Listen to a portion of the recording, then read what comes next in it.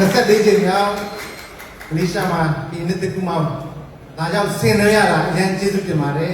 ဒီရှိမှထိုင်တဲ့ဒီချင်းအားလုံးလည်းကျေးဇူးတင်တယ်လို့ရောက်ရှိလာတဲ့ဒီကောင်မလေးအားလုံးကျေးဇူးတင်ပါတယ်ကျွန်တော်ကရင်ဒီလောက်များမှမသိဘူးနော်ကရင်လူမျိုးဖြစ်ရတာထုံပြီးပါတယ်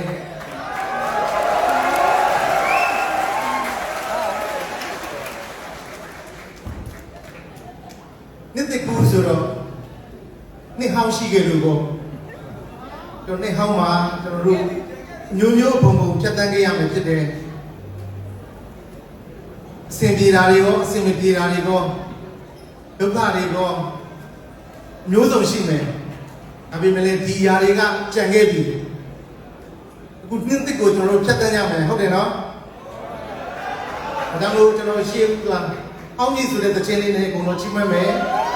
ပြီးရင်ဒုတိယပိုင်းထပ်လာအောင်မယ်နော်